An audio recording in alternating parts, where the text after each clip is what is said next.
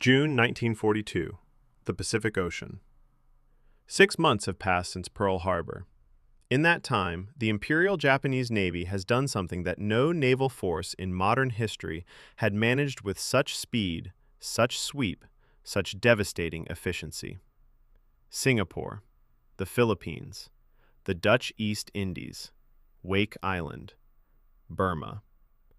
The rising sun flies across a third of the globe, and there is no sign of it stopping. Japan in the spring of 1942 is not merely winning, it is conquering at a pace that has left the Allied world scrambling for footing, scrambling for breath, scrambling for a plan. The Imperial Navy's carrier strike force, the Kido Butai, 6 fleet carriers, the most experienced naval aviators on Earth, has not lost a single ship in 6 months of war. Its commander, Admiral Yamamoto, is a strategic genius who understands, perhaps better than anyone in Tokyo, that this run of victory cannot last forever. America's industrial capacity will eventually dwarf Japan's. Time is the enemy. And so Yamamoto designs what he intends to be the killing blow, one final, decisive engagement. Lure the American carriers, the 3 that escaped Pearl Harbor, into battle, destroy them, and end the war in the Pacific before America can build its way back to parity. The bait? Midway Atoll, 2 small islands in the middle of the ocean, roughly equidistant between Japan and America, strategically valuable, symbolically intolerable to the United States as a Japanese possession. They will have to come out and defend it. When they do, Yamamoto will be waiting with 4 fleet carriers, 2 light carriers, 7 battleships, and over 100 support vessels. The most powerful armada Japan had ever assembled. There is one catastrophic flaw in this plan. The Americans know it is coming. U.S. Navy codebreakers, working out of a basement in Pearl Harbor, have pieced together enough of the Japanese operational signals to identify Midway as the target, and enough of the timeline to know roughly when. Admiral Chester Nimitz moves his 3 carriers, Enterprise, Hornet, and Yorktown, into position northeast of Midway, where the Japanese do not expect to find them. Yorktown, badly damaged at the Coral Sea weeks earlier, is repaired in 3 days by teams working around the clock. She sails with workers still welding inside her hull. The ambush is ready. Now, both sides wait for dawn on June 4, 1942. It's 4:30 in the early hours of the day. The Japanese fleet is 250 miles northwest of Midway, invisible in the pre-dawn dark. On the flight deck of the Akagi, Nagumo's flagship, the ship from which the Pearl Harbor strike was launched, aircraft engines cough and roar to life. 108 aircraft lift off into the darkness, forming up in the black sky before turning southeast toward Midway. Their orders? Destroy the airbase, eliminate its aircraft, prepare the island for invasion. What they find at Midway is not the sitting target they were promised. American radar has already detected the inbound strike. Midway's aircraft, a mixed bag of Marine fighters, Army bombers, Navy torpedo planes, many of them obsolete against what they're facing, scramble into the air. The Marine fighters try to intercept and are torn apart by the escorting Zeros. In minutes, the sky above Midway is a killing ground. 25 of the intercept aircraft are shot down. The Japanese lose 11. But the airbase itself survives. The runways survive. The fuel dumps survive. The garrison fights back with anti-aircraft fire that is more aggressive than the Japanese pilots expected. The strike leader radios back to the Akagi. A second attack on the island is required. And in that message, that single operational radio call, the first gear of the catastrophe begins to turn. Admiral Nagumo, standing on the bridge of the Akagi, now faces the kind of decision that defines careers. His second wave of aircraft, sitting in the hangar decks below, is armed with torpedoes and armor-piercing bombs, the weapons of ship killing. But there are no American ships. His scout planes have found nothing. The sea around him appears empty. He gives the order. Rearm the second wave for another land attack. Strip out the torpedoes. Load general-purpose bombs. It will take time. Japanese ordnance handling protocols are meticulous, demanding, but it is the logical call based on the information available. The crews begin the long, dangerous process of moving live ordnance in the cramped, fuel-soaked corridors of the hangar decks. Then, at 0728, a scout plane radios in. Enemy ships sighted. 10 vessels, bearing northeast. Nagumo asks the question that will haunt him forever. Are there carriers? The scout's reply is delayed.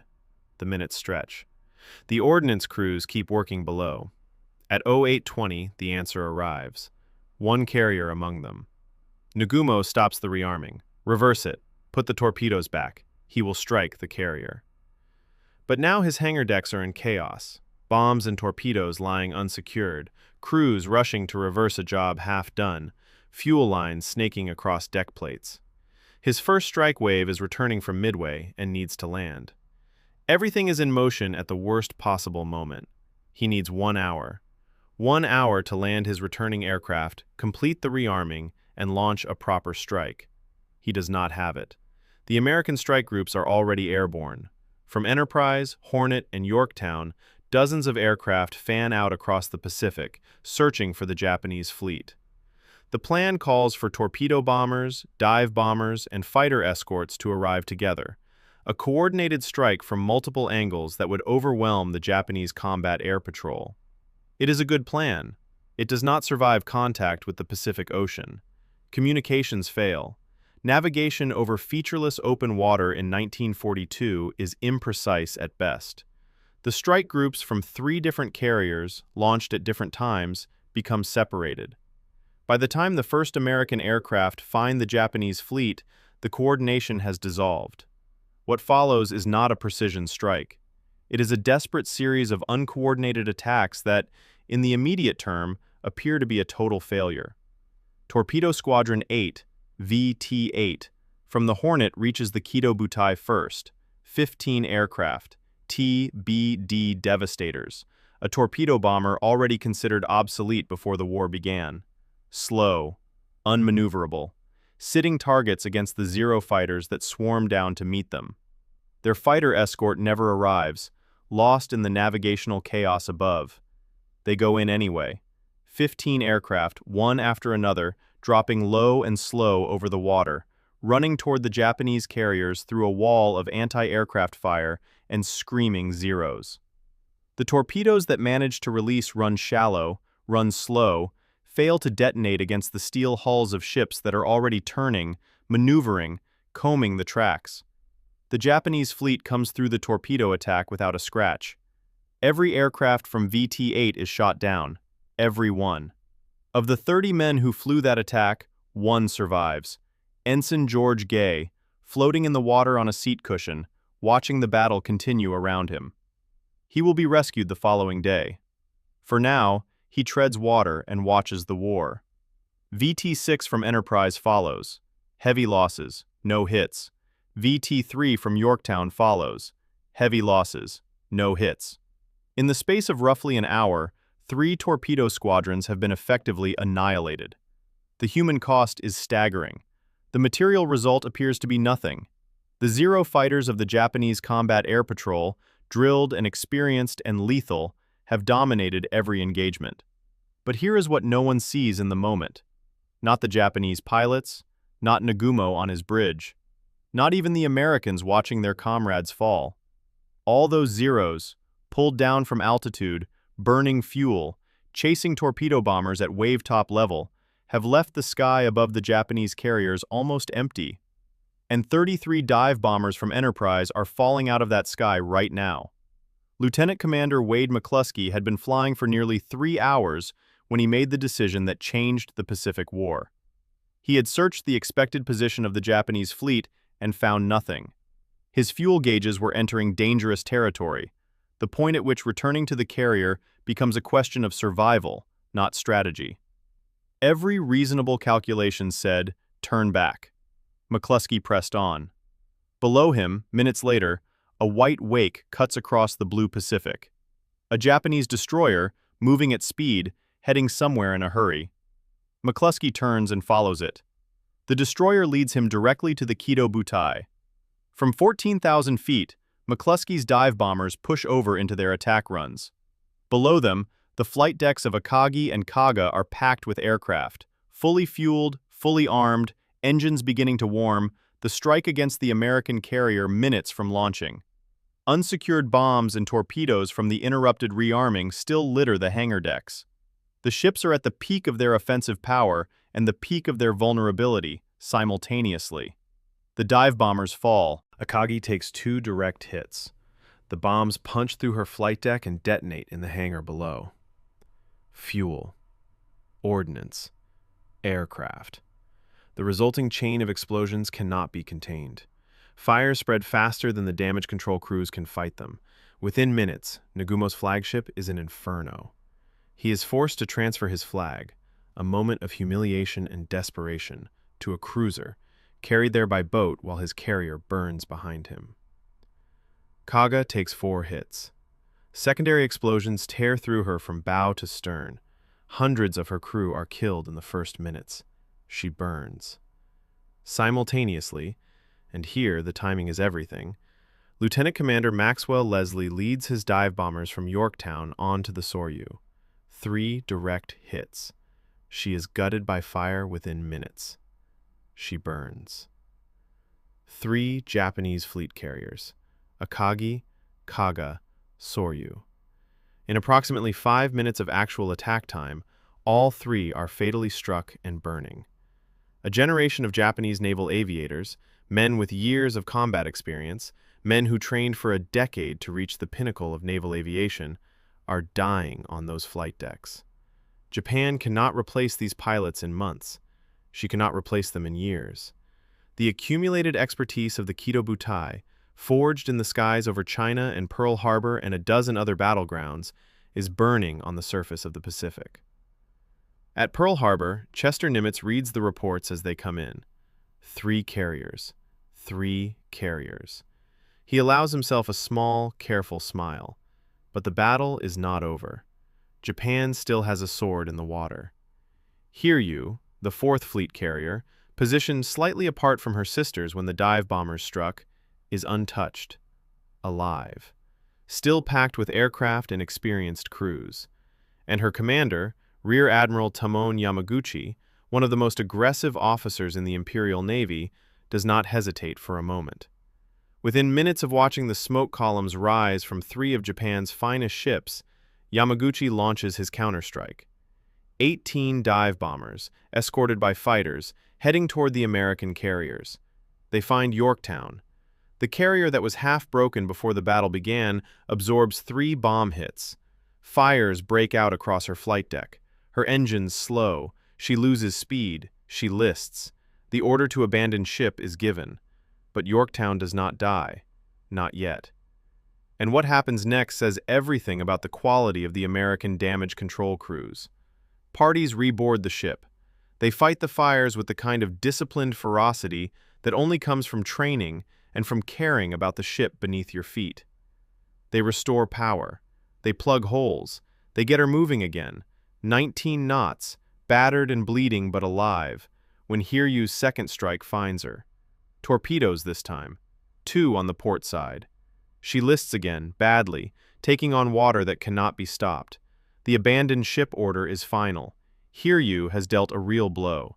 Hiryu is dangerous, and Hiryu is now the only thing standing between Japan and catastrophe. American scouts find her at 1700 hours. Enterprise launches another strike. Dive bombers, once more. 4 hits walk across Hiryu's flight deck in a line of fire and smoke. She burns through the night, her crew fighting fires that will not go out, her captain refusing to leave. By dawn, she is gone. Yamaguchi goes down with his ship. He is reported to have told his crew in his final message that they had done everything men could do. 4 fleet carriers, Akagi, Kaga, Soryu, Hiryu. All 4 sunk. Yamamoto receives the reports aboard the battleship Yamato, 600 miles to the rear. The news arrives in pieces, each piece worse than the last. 1 carrier, 2, 3, 4. He cancels the Midway invasion. He orders the fleet to withdraw. The most powerful armada Japan had ever assembled turns around in the dark Pacific night, and goes home. Midway Atoll remains American. It will remain American for the rest of the war. The cost, when counted, is staggering in its asymmetry. Japan has lost 4 fleet carriers, a heavy cruiser, 248 aircraft, and more than 3,000 men. The United States has lost 1 carrier, Yorktown, finally sunk by a Japanese submarine on June 7th, 2 days after the main battle, a destroyer, 150 aircraft, and 307 men. But the numbers alone do not capture what has truly happened here. Among the Japanese dead are the irreplaceable ones, the squadron commanders with a decade of carrier experience, the veteran pilots who had mastered the art of naval air warfare through years of combat in China, through Pearl Harbor, through every engagement of the previous 6 months. Japan's training pipeline cannot produce these men quickly. The junior pilots who will fill their empty cockpits in the coming months will be less experienced, less capable, flying against an American force that is simultaneously learning and expanding and improving. The Japanese Navy will never launch another strategic offensive in the Pacific. From Midway forward, it is reacting, defending, trying to hold what it has rather than taking what it wants. What Midway did to the Pacific War is best understood not in the immediate aftermath, but in the 3 years that followed. Guadalcanal, the Solomon Islands campaign, the slow, bloody, island-by-island reversal of Japanese expansion that consumed 1942 and 1943.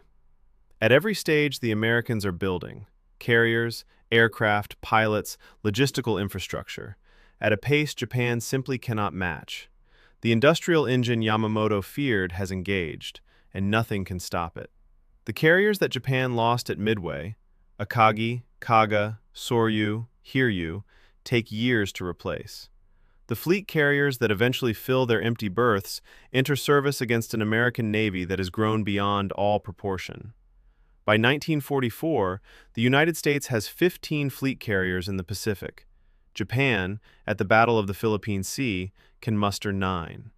The result is the Great Marianas Turkey Shoot, a single day's air battle in which Japan loses 3 more carriers and 600 aircraft, many of them flown by pilots so undertrained that American airmen begin to call the engagements target practice. The thread runs directly from Midway, from those 5 minutes on the morning of June 4th. Consider what does not happen if Midway goes differently.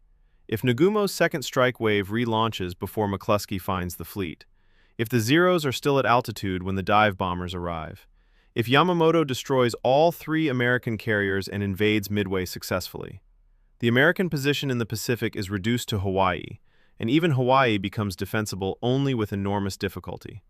The war in Europe competes for resources.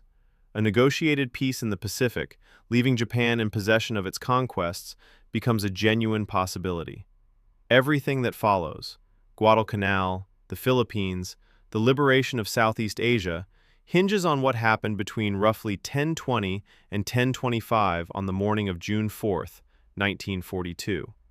There is a tendency, when telling the story of Midway, to focus on the brilliance of the intelligence work, on the precision of McCluskey's attack, on the stunning asymmetry of the final tally.